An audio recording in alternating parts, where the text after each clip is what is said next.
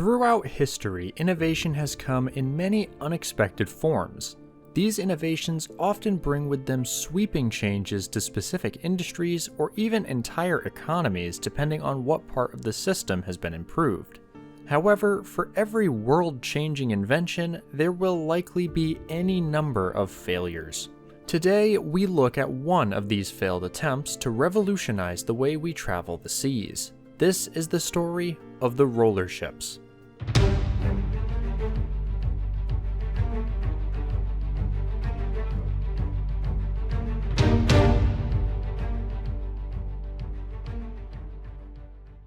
Although roller ships may not have entered military service, naval power is still an important part of both past and present military powers. Thanks to today's sponsor, Call of War, you can use this knowledge to your advantage to claim victory against your enemies.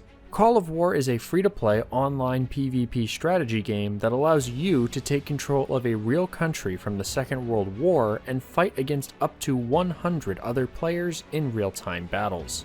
Along with a plethora of land and air units, you can also control powerful naval fleets to keep your enemies landlocked or protect your allies from enemy vessels. The best part is you can play Call of War not just on PC, but also cross-platform on your mobile device to prevent anyone from catching you off guard when you are out and about. Try the game for free today using my link in the description and get an exclusive starter bonus of 13,000 gold and 1 month of premium subscription completely free. Make sure to try it out soon though, because this offer is only available for 30 days after this video is uploaded. Thanks again to Call of War for continuing to support my content. Now let's roll back into our main topic. Despite being a land-based species, for millennia humanity has found ways to traverse the many waterways of the planet. Ever since developing primitive boats, we have worked to find ways to improve our ability to travel on the water. One of the major reasons for finding these improvements was the need for efficient trade with other nations and communities. Merchant trading has been a part of life for millennia, and before the invention of aircraft, the only way to reach distant parts of the globe was to travel over the seas or trek on trading routes over land. This originally focused predominantly on goods. However, the world was starting to grow more connected through the expansion of world powers, and a new industry started to grow with it. This industry was the transportation of people to these new lands, and what we know as the passenger ship would start to appear in the 19th century. During this period of time, the main means of propulsion was still sails despite the existence of experimental steamboat designs throughout the 18th century. In 1819, the United States would take a place in history for having the first steamship to cross the Atlantic Ocean with the SS Savannah. This was the first step into the adoption of the steamship, which would drastically affect the way that humanity would travel the seas. This began a new race between nations and their shipbuilders to build ships capable of greater and greater speed, which is where the topic of today's video comes in. By the late 19th century, steamships had become widely adopted and the norm for ship design, but the everlasting race to build the fastest still raged on. One of the main ways in which they did this was through the modification of hull design, such as making them slimmer or installing more engines and incorporating a more sleek design that was able to cut through the water. However, there were quite a few people who took the idea of modifying hull design to a new level. While some are exceptionally unique, we will be focusing on the idea of the roller ships today. The idea of the roller ship can be described as a mixture of the hydrofoil and the paddle steamer. The concept of the hydrofoil is that as a ship or boat gains speed, the foils will start to push the main hull out of the water until there is absolutely no contact between the hull and the water. This allows the ship to have little to no drag interference and therefore increases its speed. This was the general idea of the roller ship as well. However, unlike hydrofoils, the ship's hull would always be out of contact with the water. The first attempt at a roller ship was in the early 1880s by Robert Fryer, who had worked 12 years to develop the idea that would come about in the form of a prototype boat named Alice. While we do not know exactly what she looked like, the surviving descriptions state that the design had 3 large wheels that would provide propulsion and overall buoyancy connected to a triangular deck above. These wheels were very similar to regular paddle wheels as they were fit with buckets that would be able to push the vessel through the water. Interestingly enough, it was reported that he envisioned the vessel to be capable of not only movement on the water, but also amphibious activities. This likely would have been done through the usage of the buckets fitted on the wheels. Unfortunately, this design did not see success and was abandoned. That is, until a decade later, where another inventor was concocting an idea for an ultra-fast steamer that would change the shipbuilding industry forever. This inventor was Ernest Bazin, a French engineer that had previously seen success with designs for many different applications, from airships to safety lamps. With these successes, it was time to put his sights on revolutionizing the centuries-old industry of shipbuilding.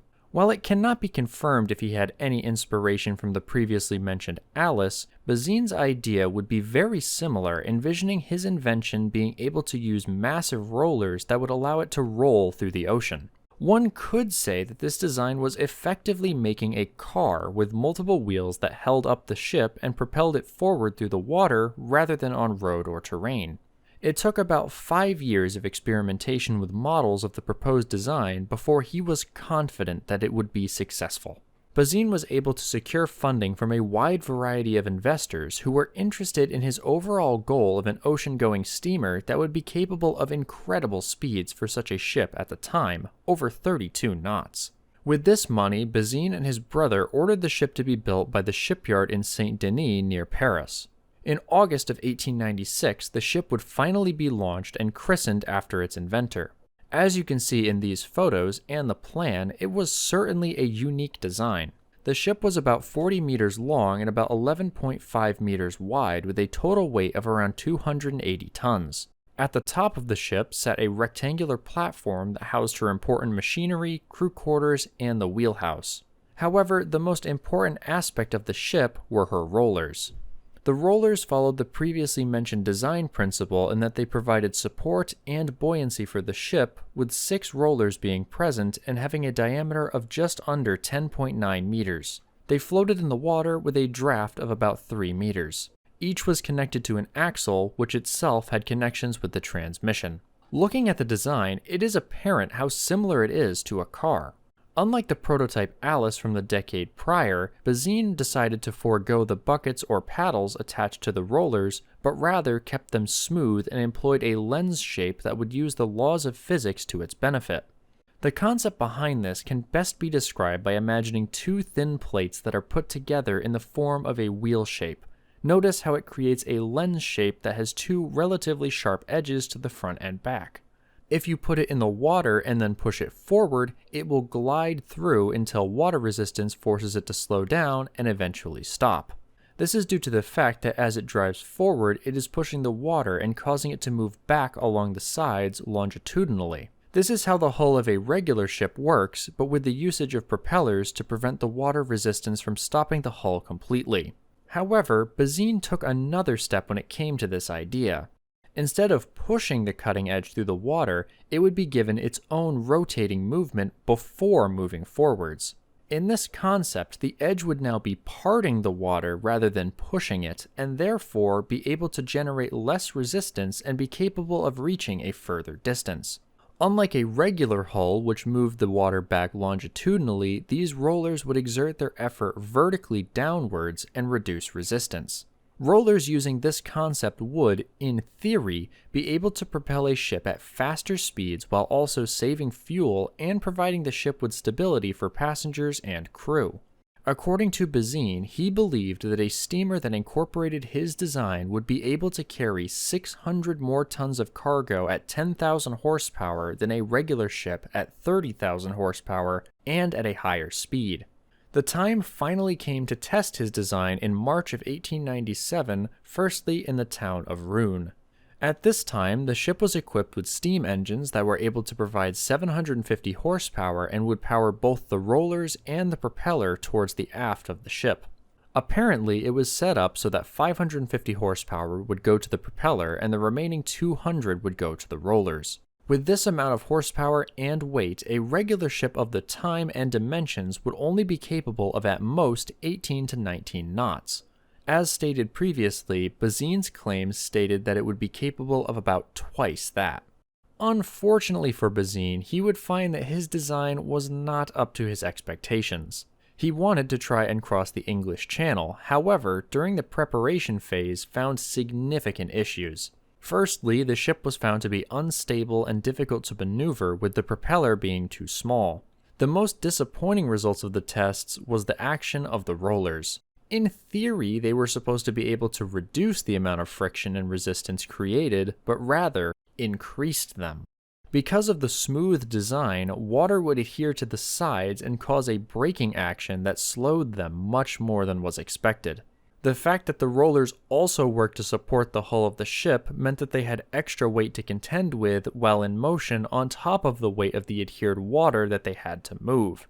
The amount of power calculated by Bazin that would be adequate for each roller was found to be too small because of this weight, and as such caused the ship to not only be extremely slow, but also use more coal.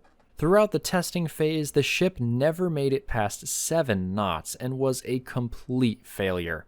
Despite his ship's failings, he did not stop attempting to find a solution to the issue. Bazin would die in January of 1898, with reports stating that it was shortly after announcing that he had found the solution and would be incorporating it into a new ocean liner that used 8 rollers and was capable of even more impressive speeds.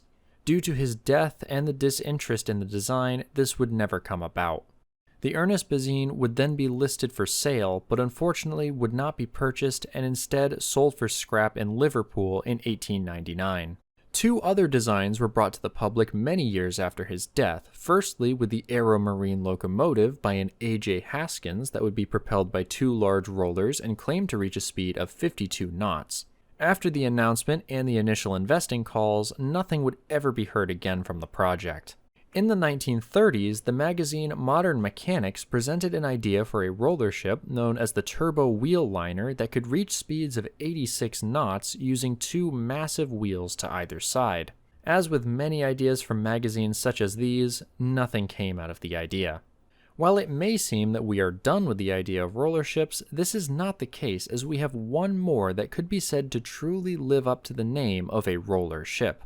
While Ernest Bazin found himself in a difficult situation following the failure of his invention, another attempt at a unique form of ship design was being undertaken across the Atlantic in the province of Ontario, Canada. Frederick Knapp was a Canadian lawyer who also had a passion for inventing, and it is said that his interest in creating a new type of ship was due to his interest in potentially gaining the attention of Canada's monarch, Queen Victoria. It was known that she often did not travel over the seas due to seasickness. Although it is not confirmed to be the reason, Knapp was said to have believed that if he was able to create a ship that would not encounter these issues for passengers, then she would be willing to travel to North America and request to visit the ship and its creator. In the modern era, we would refer to this sort of behavior as simping. While he also envisioned the ship rolling over the ocean, this was significantly different from both Fryer and Bazin, as his ship was the roller. With this design, it would be able to roll over the surface of the water and effectively negate any uncomfortable aspects of sea travel. In October of 1897, his ship, which was termed the roller boat, would be completed and was quite the impressive sight.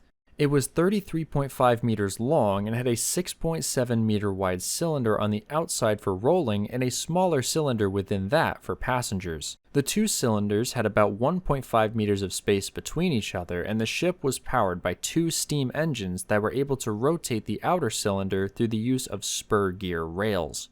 In the center of this cylinder were paddles that were arranged around the entirety of its circumference, which would be used to grab the water and push the ship forward.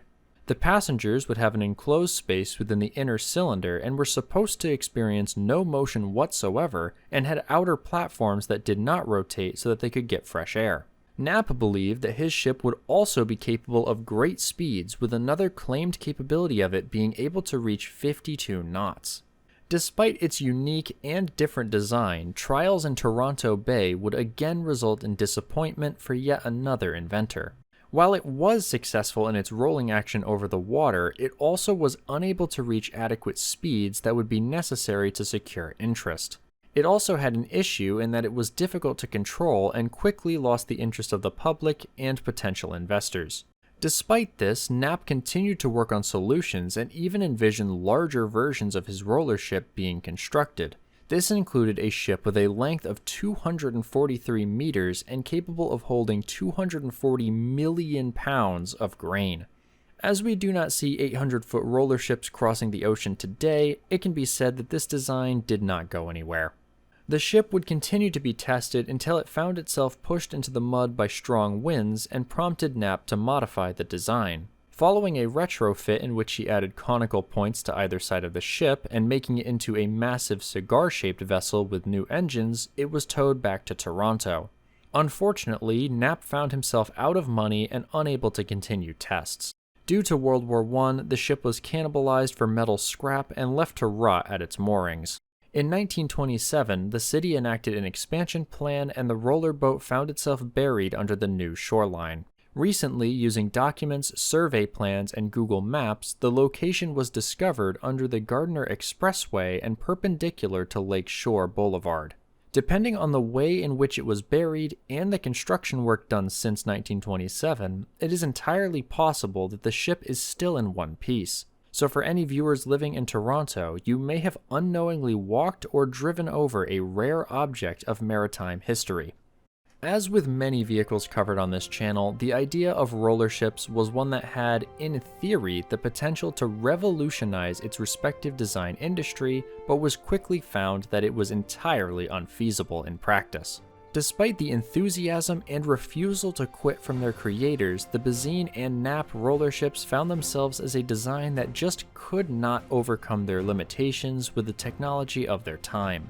It is equally unfortunate that neither were preserved, but we can be thankful that documentation, although relatively scarce, still exists so that they may continue to exist in our minds today. So what do you think of these unconventional ships? Let me know in the comments down below. I want to give one last thanks to Call of War for sponsoring the video and remind you to try the game for yourself using the link below before the 30 days are up and you miss the free bonus. Of course, thank you to all of you for watching and to my ConeFans supporters who help chip away at my monthly expenses, allowing me to spend more time on videos for all of you. This particular video was written and researched by my friend Lord Captain Teapot, so be sure to show him some love in the comments so he continues to help me bring you content on these funky naval vessels. If you want to see more videos he has helped me produce, check out the link on screen to the full Sales and Salvos playlist, or check out the video on screen which YouTube thinks you'll like. Hope to see you there.